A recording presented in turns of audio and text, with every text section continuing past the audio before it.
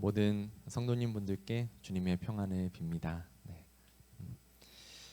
최근 이스라엘과 이란 사이의 갈등이 격화되고 있습니다. 이스라엘의 공습으로 시작된 군사적 충돌은 거세지고 있고 이 국지전이 아니라 전면전으로 번질 위험성에 국제사회에서도 외교적인 해결을 촉구하고 있습니다. 두 나라뿐 아니라 이란의 핵무기 개발을 두고 미국이 그 전쟁에 개입할지 말지를 두고 보는 상태여서 누군가 멈추지 않는다면 대규모 전쟁이 발발할 수도 있는 긴장감이 맴돌고 있습니다. 이념과 역사, 종교와 정치 문제가 복합적으로 얽혀 있는 오래된 적대 관계여서 이 평화적인 방향과 해결은 현실적으로 어려워 보이기는 하는데요. 그 갈등의 결과로 이미 수많은 사람들이 목숨을 잃었고 복수는 복수로서 악순환이 계속되고 있는 실정입니다. 우리는 그리스도 안에서 한 지체고 서로에게 연결된 존재라고 주님께서 말씀하셨습니다. 실제로 중동 지역 국가들은 우리와 정치적으로도 경제적으로도 에너지 측면에서 깊이 연결되어 있습니다. 그리고 그보다 더 깊은 차원에서 이 모든 생명의 주관자 되시는 하나님 아래에서 우리는 한 지체고 서로에게 연결된 존재인 것이죠. 그래서 하나님은 이 땅에 우리를 평화를 이뤄가는 존재로 보내셨습니다. 특별히 오늘은 강구에서 이야기한 대로 북한 선교 주일인데요. 이 분단의 현실을 넘어서 또 우리 하나님의 화해와 회복 또 평화와 통일을 기도하는 주일입니다. 하나님의 이런 평화가 저 중동 지역 가운데 그리고 분단의 현실을 살아가고 있는 우리 나라와 민족 가운데 그리고 바로 우리 가운데에서 신실하게 이루어지기를 하나님의 평화를 또한 이루어가는 우리의 존재 되기를 간절히 소원합니다. 잠시 기도하겠습니다.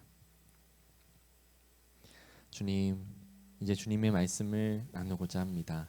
주님의 참 복음의 진리를 바르게 잘 전할 수 있도록 잘 들을 수 있도록 성령 하나님께서 이 시간 우리의 마음 가운데 함께하여 주시옵소서.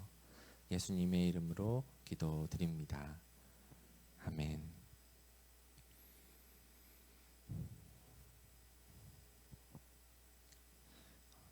우리말에 독선이란 단어가 있습니다. 이 한자로는 홀로 독, 착할 선입니다. 글자 그대로 풀어서 이어서 연결해서 말하자면 홀로 착하다, 혼자 선하다, 혼자 바르다라는 뜻입니다. 이 단어 뜻을 보면 긍정적으로도 사용할 수 있는 단어로 보이는데요. 이 모두가 악하지만 독선한 사람, 모두가 틀렸지만 독선한 사람 뭐 이런 말은 들어보신 적 없으시죠? 예, 독선이라는 단어는 결코 칭찬이나 긍정적인 의미로 쓰이는 단어가 아닙니다. 왜냐하면 이 단어에는 나는 옳다가 아니라 나만 옳다는 태도가 담겨 있기 때문입니다. 그래서 독선을 사전에서 찾아보면요, 자기 혼자 옳다고 믿고 행동하는 일이 아니라 자기 혼자만 옳다고 믿고 행동하는 일로 정의되어 있습니다. 한 글자 차이지만 사실 엄청난 차이가 있죠. 나는 옳다고 말하는 사람과 나만 옳다고 말하는 사람. 우리는 누구와 대화를 하시겠습니까? 나는 옳다가 아니라 나만 옳다고 말하는 순간 그것은 독선이 됩니다. 이 세상에 옳고 그름이 없다는 뜻이 아닙니다. 독선은 옳고 그름의 그 태도의 차이를 말하는 단어입니다. 다른 단어들과 함께 비교하면 더 확실하게 느껴지는데요. 이 긍정적인 의미에서 독이 쓰이는 말들이 있죠. 독립적이다, 독보적이다, 그리고 독창적이다, 이런 단어들이 있고요. 오늘 소개한 독단처럼 이 부정적인 의미로서 쓰이는 단어들도 있습니다. 대표적으로 독단적이다 있고요. 또 독점하고 있다, 또 독식하고 있다라는 말 등이 있습니다. 다른 사람들을 대하는 태도의 차이로 독립적인 사람인지 독단적인 사람인지가 결정이 되는 것이죠. 그런데 기독교 신앙은 오직 예수님만이 구원이라고 고백합니다. 얼핏 들으면 독선적이고 배타적으로 느껴지기도 하는데요. 오늘 본문에서도 베드로가 이와 같은 고백을 하고 있습니다. 오늘 말씀을 통해서 오직 예수의 이름을 신뢰하는 믿음과 더불어 우리가 어떻게 그 이름을 전해야 하는지 함께 나눠보고자 합니다. 예루살렘 성전 미문에서 구걸하고 있던 나면서부터 걷지 못했던 지체 장애인은 예수의 이름으로 말미암아 치유를 받았습니다. 은과 금은 없지만 예수의 이름으로 기적을 일으킨 베드로와 요한은 성전에서 기도하고 솔로몬의 행각으로 이동하죠. 그곳은 성전 동편에 이 성전의 안과 밖을 구분하는 이방인의 뜰에 있는 이 성전의 경계를 구분하는 장소에 있었습니다. 위에는 지붕이 있고 그 기둥이 있고요. 그 기둥 사이에 복도 그 통로를 제가 행각이라고 말씀드렸잖아요. 이 넓은 이 행각 이 장소에 바로 상인들도 있었고 또 이렇게 환전상들도 있었습니다. 그리고 그곳에는 율법 교사와 랍비들 일반 백성들이 모여서 토론하고 배우던 장소이기도 했습니다. 그곳에는 지체 장애인의 치유 기적을 보고 베드로와 요한의 이야기를 듣기 위해서 이미 많은 사람들이 베드로와 요한이 오기 전에 이미 많이 모여 있었습니다. 이 많은 사람들이 기적을 일으킨 베드로와 요한을 그곳에서 주목하는 순간 베드로는 담대하게 진리를 선포하지요. 개인의 능력이나 경건이 아니라 예수의 이름으로 나타난 기적임을, 그분은 구약의 말씀을 따라 메시아로 우리에게 오신 분이며 죽음에서 부활하신 분임을, 그 부활의 증인으로서 자신들이 그 자리에 있다고 말입니다. 기적을 일으킨 예수의 이름은 단순한 호칭이 아니었고 이 마법 같은 주문도 아니었습니다. 그분의 인격과 사역, 그분의 죽음과 부활, 그리고 지금도 살아계시고 역사하시는 그분의 통치하심을 따른다는 그런 뜻이 담긴 아주 응축된 신앙 고백이 바로 예수의 이름을 따른다는 의미였지요. 베드로는 바로 그 예수의 이름으로 말미암아 예수의 이름을 힘입어 기적을 일으킨 것입니다. 이 기적은 성전에 임하시는 하나님이 아니라 예수의 이름으로 말미암아 모든 육체 위에 임하시는 성령 하나님의 시대가 도래하였음을, 시작되었음을 알리는 기적이었습니다. 예수를 가리키는 기적의 통로로서 담대하게 복음을 증거한 베드로와 요한으로 말미암아 그곳에 예수를 믿게 된 사람들이 많았는데요. 이 남자 어른만 약 5천 명이나 되었다고 사도행전은 기록합니다. 이 남자 어른만 5천 명이니까 여자와 아이들 또 노인들을 더 추가하면 더 많은 사람들이 따랐겠죠. 예. 그런데 그런 복음의 역사가 나타났던 자리에 제사장들과 성전 경비대장, 이 사두개파 사람들이 몰려왔습니다. 이 당시 성전 체제의 핵심 권력자들이 이 우르르 이 성전 안에서 다 뛰쳐나와서 솔로몬의 행각으로 찾아 나온 것이었죠. 이 성전 경비대장은요, 성전은 국가의 공공 이 종교 시설이라고 말씀드렸잖아요. 그곳을 지키는 그곳의 보안 담당자, 그곳을 보안 담당하는 고위직 관료입니다. 로마군은 아니고요. 이제 이스라엘이 자치적으로 운영했던 그런 특수한 보안 조직이라고 하면 되겠네요. 예. 이게 병사가 아니라 성전 경비대장이 직접 찾아온 것을 보면요, 그 정도로 급박한 상황이었고 또 무력을 쓸 수도 있는, 무력을 쓰려고 하는 상황이라는 것을 우리가 예상할 수 있습니다. 그리고 제사장들과 사두개파 사람들이 달려왔다고 나와 있는데요. 이 사두개파 사람들은 당시 이스라엘의 종교, 정치의 권력의 핵심 종파인 사람들로 생각하시면 됩니다. 이 사두개파를 조금 좀 설명하면요, 이 다윗 왕과 솔로몬 왕 시대의 제사장이었던 이 사독 사두개파의 전통을 따르는 사람들이라 해서 사두개파, 사도계파가 아니라 사두개파로 이렇게 부르는 사람들입니다. 이 아론의 자손 중에서 이 정통성을 인정받은 제사장 가문입니다.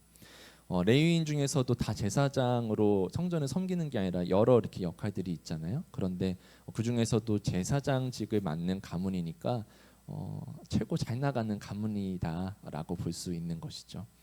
이 제사장 계급이 성전에서 나오는 경제적 이익을 장악하고 있었거든요. 그래서 이 제사장의 특권으로 권력과 이 재산을 지닌 종파, 가장 힘이 있고 잘 나가는 종파라고 보시면 되겠습니다. 이들이 당시 성전 체제의 권력의 핵심 사람들이었습니다. 대제사장 안나스와 그의 사이 가야바도 이 사두개파로 알려져 있고요. 또 사내들인 의장, 대제사장, 성전 행정 책임자 등 권력의 핵심은 모두 예외 없이 이 사두개파 사람들이다라고 생각하시면 되겠습니다. 이 사두개파 사람들이 이렇게 자신들의 권력을 유지할 수 있었던 가장 큰 이유는 바로 로마 제국과 결탁했기 때문입니다. 이 정통 제사장 가문의 특권으로 이 권력과 재산을 지닌 사람들이다라고 말씀드렸잖아요. 이 로마 제국은 자신들이 다 통치하는 것이 아니라 그 자신이 점령한 지역의 엘리트 출신이나 자신들이 조종하고 통제하기 편한 사람들을 대리 통치자로 세웠습니다. 이 로마 제국은 자기들에게 반란 가능성이 적고 이 말을 잘 듣는 특권층이었던 사두개파에게 그들의 권력과 부를 유지해주고 그 다음에 그들을 이렇게 조종했던 것이죠. 그래서 로마 제국뿐만 아니라 이 사두개파 사람들도 이 사회 질서 유지를 중요하게 생각했습니다.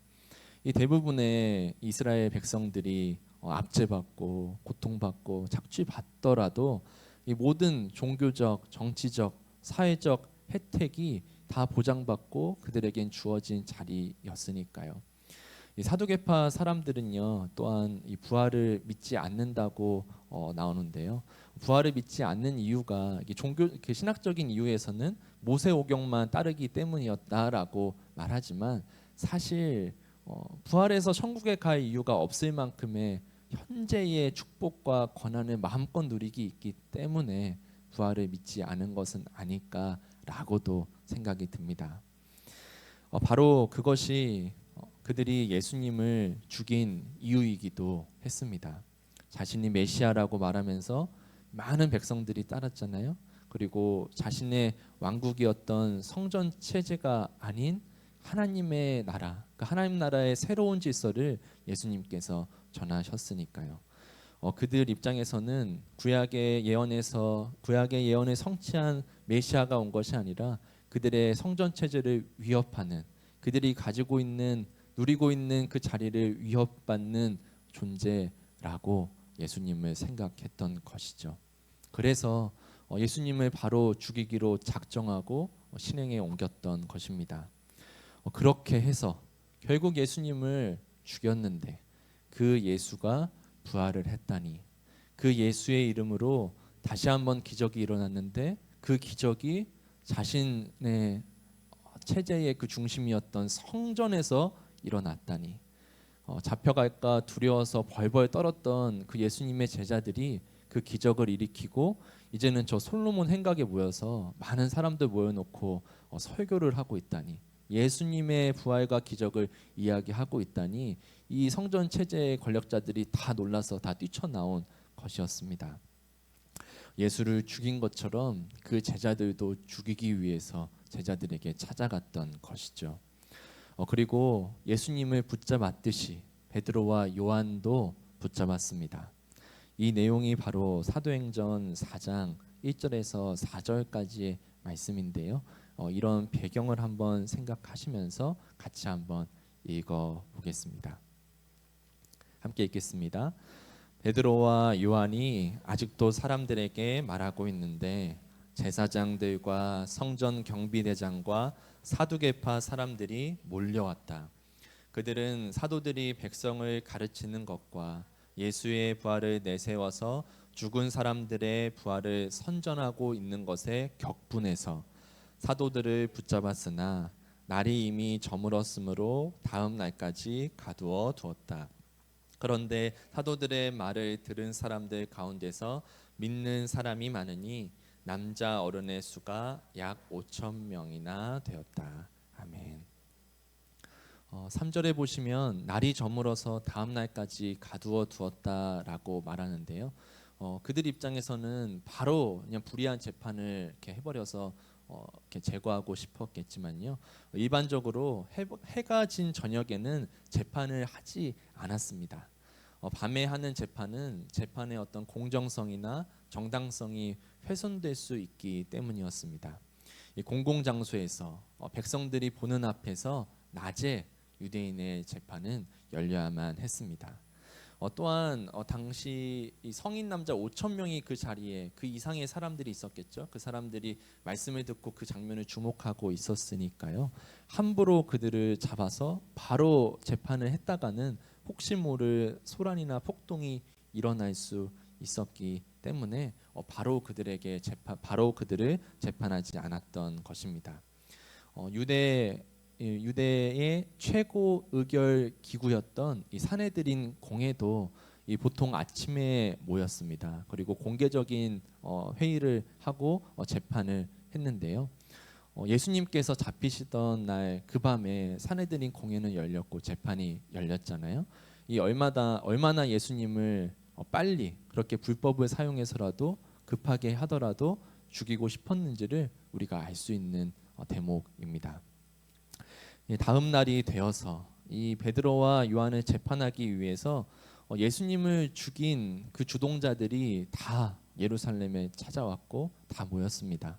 유대 지도자들, 장로들, 율법 학자들, 대제사장들과 그 가문의 사두개파 사람들이 우르르 다 모였습니다. 이 난리가 났던 것이죠. 아까 말씀드린 이유처럼 예수를 죽였는데 또 그 추종자들도 이제는 다 무서워서 벌벌 떠서 다 숨어 버렸다고 생각하는데 다시 그 추종자들이 나타나고 예수의 부활로 또한 기적까지 다시 나타났다고 했으니까요. 그들은 사도들을 그 베드로와 요한을 가운데 세우고 무슨 권세와 누구의 이름으로 이 일을 했냐고 신문합니다. 베드로는 더 이상 비겁하고 도망치던 이전의 베드로가 아니었죠. 이 성령 하나님과 동행함으로 말미암아 담대하게 당당하게 복음의 진리를 대답합니다. 그 대답의 내용이 바로 오늘 본문의 내용인데요. 제가 한 번 더 한 절 한 절 읽어보겠습니다. 그때 베드로가 성령이 충만하여 그들에게 말하였다. 백성의 지도자들과 장로 여러분, 이 바로 듣고 있는 사람들, 예수님을 죽이려고 죽였던 그 주동자들을 딱 구체적으로 언급하면서 대답을 시작하는 것이죠. 우리가 오늘 신문을 받는 것은 병자에게 행한 착한 일과 또 그가 누구의 힘으로 낫게 되었느냐 하는 문제 때문이라면 여러분 모두와 모든 이스라엘 백성은 이것을 알아야 합니다. 이 사람이 성한 몸으로 여러분 앞에 서게 된 것은 여러분이 십자가에 못 박아 죽였으나 하나님이 죽은 사람들 가운데서 살리신 나사렛 예수 그리스도의 이름을 힘입어서 된 것입니다. 지금 예수를 죽인 사람들 앞에서 너희들이 죽인 그 예수님이었지만 하나님께서 다시 살리셨다. 너희들은 불의한 재판을 했고 너희들이 죽인 사람이 바로 메시아다라고 지금 베드로가 담대하게 말하고 있는 것입니다. 11절입니다. 이 예수는 너희들 집 짓는 사람들에게는 버림받은 돌이지만 집 모퉁이의 머릿돌이 되신 분입니다. 시편의 말씀을 인용하죠. 이 예수밖에는 다른 아무에게도 구원은 없습니다. 사람들에게 주신 이름 가운데 우리가 의지하여 구원을 얻어야 할 이름은 하늘 아래에 이 이름밖에 다른 이름이 없습니다. 라고 답하였습니다. 이 대답을 들은 사람들은 어떻게 도망이나 치고 무식한 직업과 동네 출신이었던 그런 베드로와 요한이 이런 대답을 할 수 있었는지 놀라워하였습니다. 그리고 그들이 예수님과 함께한 제자라는 사실을 알고 있었지만 심지어 자기들의 입으로 나는 부활의 증인이다라는 것을 들었지만 이 어제 치유 기적을 받은 사람이 그 재판 자리에 있어가지고 어찌할 수가 없었습니다. 이 치유받은 사람은 단지 치유받고 나서 함께 들어가서 기도하고 집으로 돌아간 것이 아니라 제자들과 함께했던 것으로 보입니다. 솔로몬 행각에도 있었고 또 베드로와 요한이 잡혀갔는데도 그 다음날 자기도 사실은 그 자리에 있으면 이렇게 어떻게 될지 모르는 상황인데도 그 재판 자리에 함께 참여하고 있었던 것이죠. 당신들이 베드로는 지난 설교처럼 당신들이 예수님을 죽였다라는 이 정죄하는 내용에서 멈추지 않고요. 오직 예수의 이름에만 구원이 있음을, 하늘 아래 예수의 이름밖에 없음을, 그 복음을 그들에게도 전하며 대답을 마쳤습니다. 이 모든 이들을 위해 자신을 죽이려고 하는 이들을 위해서도 바로 십자가에 달리신 예수님처럼 말입니다. 다른 이름으로는 구원을 받을 수 없다는 이 베드로의 대답은요, 불의한 재판을 열어 자신을 죽이려고 달려드는 권력자들을 향해서 어떤 타협과 굴복 없이 담대하게 전했던 복음의 선포였습니다. 그들은 예수님을 신성 모독으로 정죄하고 십자가 처형에 넘긴 살인자들이었지만 그런 당신들조차도 이 예수를 통해서만이 구원을 받을 수 있다는 구원의 초청이기도 하였습니다. 이 오로지 예수의 이름만으로 구원을 받을 수 있다는 이 죽음의 위협 앞에서도 담대하게 선포한 복음의 말씀이 예수님을 죽이고 이제는 나까지 죽이려고 하는 이들에게까지도 전해야만 했던 구원의 초청으로 전한 말씀이 우리가 예수 이름밖에는 다른 복음이 없습니다라고 인용하는 이 말씀의 맥락과 담겨진 의미이지요. 그런데 이 말씀이 독선적인 모습으로 쓰이는 것을 우리가 보곤 합니다. 다른 모든 종교의 가치를 부정한다거나 아니면 귀신 숭배하는 것이다, 마귀 세력을 따르는 것이다라고 함부로 말하고 외도해 버리는 것이죠. 예수님 외에 다른 진리가 있다고 말하는 것이 아니고요, 진리를 전하는 자의 태도가 중요하다는 것을 말하는 것입니다. 우리가 예수 그리스도만이 구원의 길이라고 선포할 때 그것을 종종 세상은 독선적이고 배타적으로 이해합니다. 물론 복음은 본질적으로 오직 예수를 전제합니다. 하지만 그 전제는 누구를 정죄하거나 배척하고 배제하라는 것이 아니라 누구든지 주님께 나아오라는 열린 구원의 초청입니다. 우리가 진리를 말하되 사랑 없이 말할 때 그 복음은 오히려 누군가에게 상처가 되고 공격이 되기도 합니다. 예수님은 당신이 유일한 구원의 길이심을 선포하셨지만요, 동시에 이 사마리아 여인에게 물을 건네셨지요. 이방 백부장의 믿음을 칭찬하셨지요. 가늠한 여인에게 돌을 던지지 않으셨지요. 유일한 구원의 진리를 품으셨지만 그 진리는 언제나 다른 이들을 사랑하고 회복시키는 방식으로서 드러났습니다. 다른 이들을 위해 십자가에 달리는 희생으로 그 죽음과 부활로서 그분의 사랑을 완전히 이루셨고, 그리고 그 방법으로 그 십자가의 방식으로 우리 또한 복음을 증거하라고 주님은 말씀하고 계십니다. 예수님의 이 사역과 십자가뿐 아니라 이 구약의 말씀으로서 이런 통찰을 이야기했던 신학자가 있는데요, 바로 조나단 삭스라는 이 유대교 신학자입니다. 유명한 랍비이기도 합니다. 그는 이 창세기의 노아와 아브라함을 비교하며 말합니다. 이 창세기에서 노아는 하나님께 철저히 순종한 인물로 그려지는데요, 그는 홍수 심판을 예고받고 이 방주를 지으라는 하나님의 말씀을 묵묵히 따릅니다. 그래서 성경은 노아는 하나님이 명하신 대로 다 준행하였다라고 기록하죠. 이 조나단 삭스는 노아가 인류의 심판과 멸망 앞에서 아무 말도 하지 않은 침묵을 주목합니다. 그는 노아는 순종했지만 아브라함은 항의했다고 말하는데요. 이 아브라함은 소돔과 고모라의 심판을 두고 하나님께 이렇게 이야기하잖아요. 이인 50명이 있다면 주님 어찌하시렵니까? 그 이인조차도 그렇게 심판하실 겁니까? 라고 말이죠. 하나님께 항의하고 하나님을 향한 간절한 중재로서 그 기도를 드리죠. 물론 그곳에는 그의 가족, 조카 롯과 그 가족도 살고 있었습니다.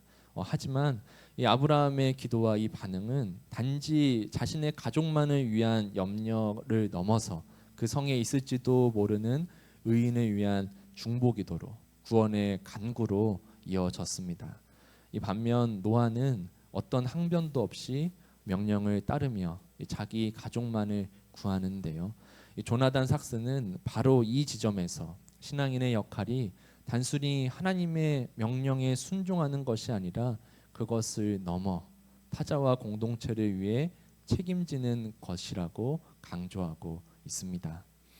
그래서 그는 참된 믿음이란 단지 말씀을 듣고 따르는 것을 넘어 타인의 고통에 응답하고 책임지는 삶이라고 말합니다.